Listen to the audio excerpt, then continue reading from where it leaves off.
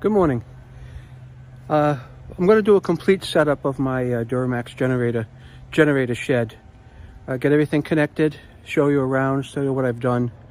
And tomorrow I'm going to do an actual final test before winter. I've taken you through everything from an oil change to putting ventilation in and things like that. But basically, I bought a Suncast large shed 2 years ago, and I put my Duromax generator in it. So what we have here is just some of the things I can fill you in on. I put some ventilation in, a power fan. Yesterday I actually put in a receptacle, not a receptacle, but a closing cover on the back of the shed here for my 50 amp generator cord to pass through. Up here I have a solar charger that keeps the generator battery charged fully all the time.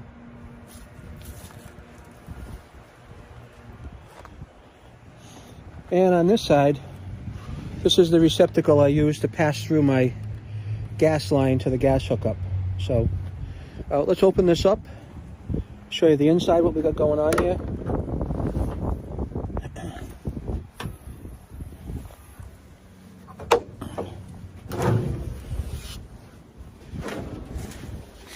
So this is my Duromax XP 12000 EH.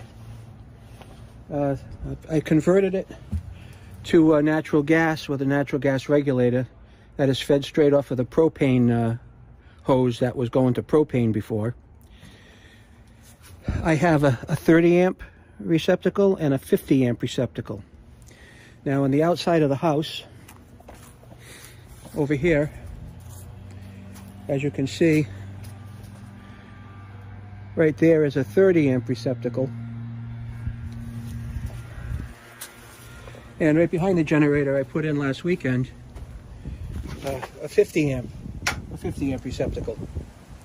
Also last week I installed my ground rod, and the ground rod is also hooked up to the Duromax generator.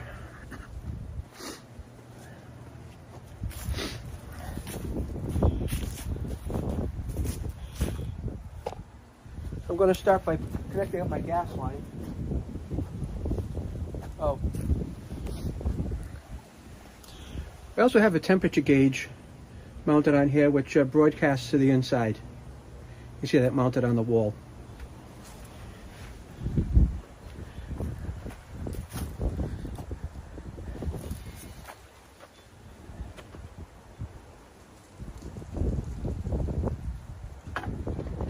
Open that up.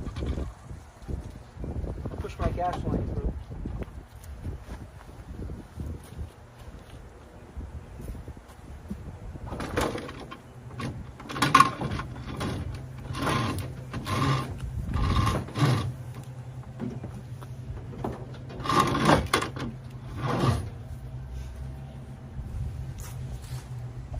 Now I'm really making this video for other people's in the family and to also help everybody else that wants to watch on what needs to be done to start this up in the event of an emergency. So for my wife and kids, when you watch this, if I'm not here, this is the steps you'll need to follow.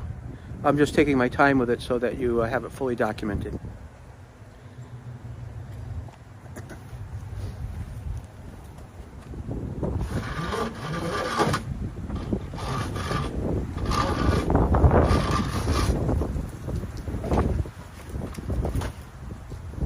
Cold out today.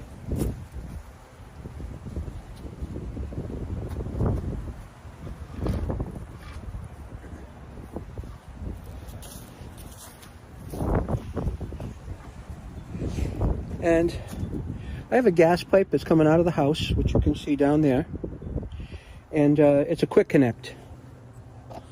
So I'm going to adjust this camera so you can see what I'm connecting.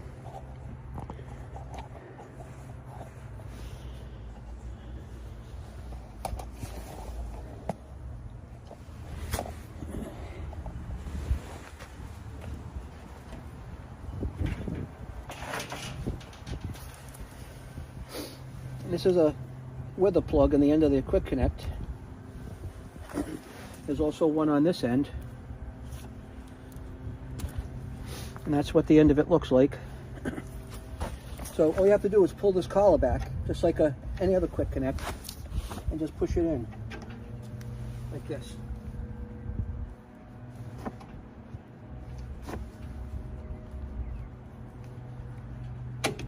Right? That's connected.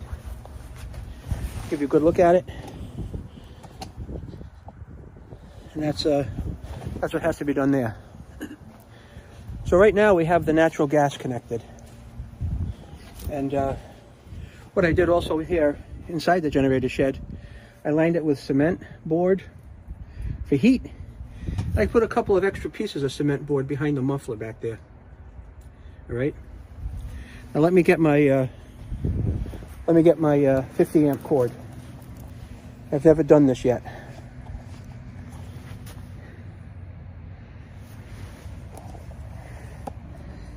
The 50 amp cord is going to go right through that hole there.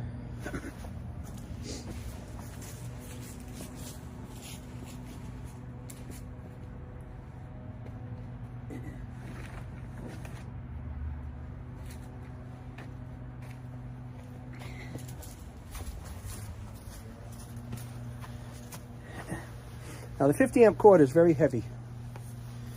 Got this huge connector here that goes into the 50 amp receptacle in the generator, and it's got this really big plug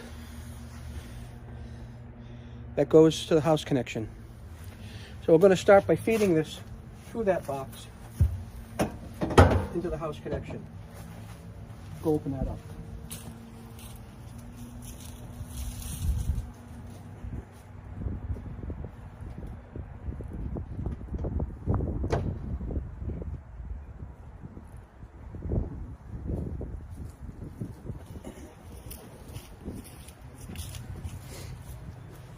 On the cold side out here today. On the cold side.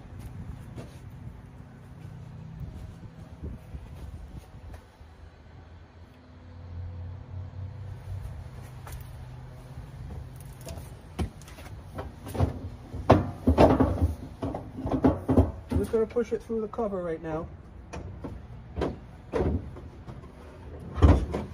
Just to get it fed through.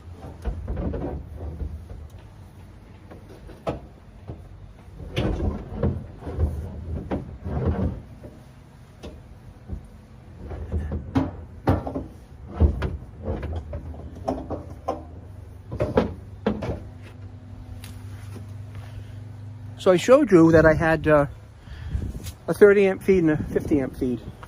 I do have a 30 amp cord down here on the floor in case somehow I have a problem with the 50 amp feed. And tomorrow when I do a cutover and startup on this, you're actually going to see in my basement that I have a transfer switch for the 30 amp, and I have a main panel generator safety interlock switch for the 50 amp. The 50 amp is my preferred way of running this, because I can feed more circuits. The 30 amp, if I had to use it, which I've already tested that and it tested fine, the 30 amp will only power 10 circuits in the house, so you have to choose wisely which ones that you want taken care of. Now, I have never yet in my life hooked up a 50 amp plug to an outside generator feed box, so not exactly sure how that's going to work or how it's going to go, but it's got to go in. It's got to go in there, one way or the other. Come on! All right, this should give me enough cord. Now I had bought a 10-foot cord. I had to return it because it wasn't long enough, and I was only about 2 feet short, so I went with a 15-foot cord. And that seems like it should be the right one. So let's get this plugged in here somehow. Yep.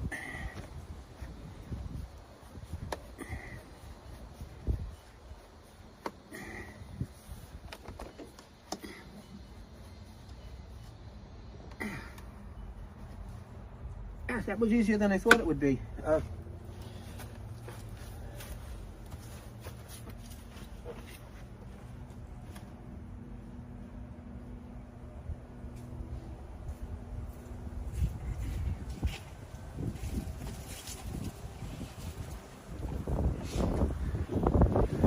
That was actually easier than I thought it was going to be. There are a couple of guide pins that you line up the plug with, and then at that point you're good to go with putting the plug in, and then you have to screw a collar in to hold it in place. I should at least show you that. I don't think you could see it. You could see me turning something in the video. Now this cover is supposed to be lighted when it's turned on, but we'll find that out tomorrow. So you can see here, there's a collar that I turn to tighten things up. Right, and that's snugly connected now. And it's supposed to be waterproof, but who the hell knows?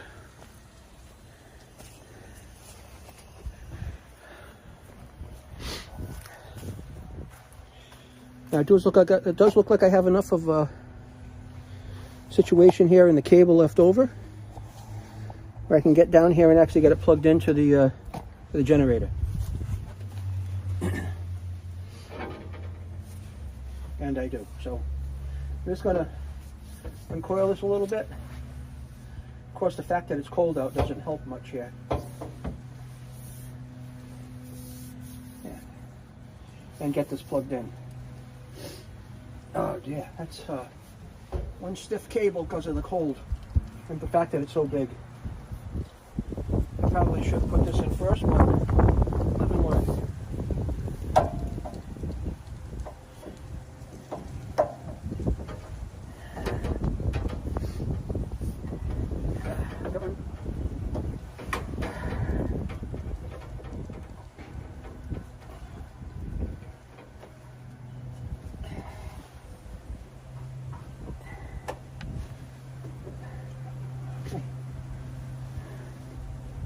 Now that is in there.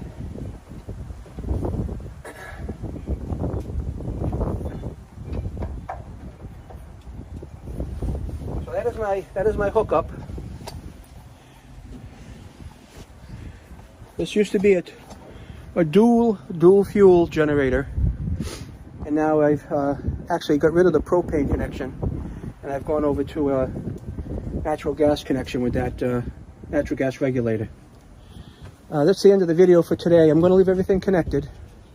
Tomorrow, I'm actually going to start it up. I'm going to take you through that process. Then I'm actually going to take it to my service panel. And in the service panel, what we will do is actually get us to a point where we're running on the generator and the house is cut over. So I want to thank you for watching. Please like and subscribe to my videos if you find them useful. I know a lot of people want to do the generators, and this was so much less expensive than going with a Generac. My whole setup here, and I did buy my generator on sale 2 years ago on a Black Friday sale at I believe it was Lowe's. The generator was only $8.65 on sale. So I couldn't refuse. That's normally about twice as much. So if you look around for sales, I'll send you a link to everything that I have in this video, right down to the hoses and the boxes and the solar thing, just in case you find this useful. Thank you for watching, and pass the information along if you can, and hopefully this will help somebody else out there. And stay tuned for the test tomorrow. Thank you.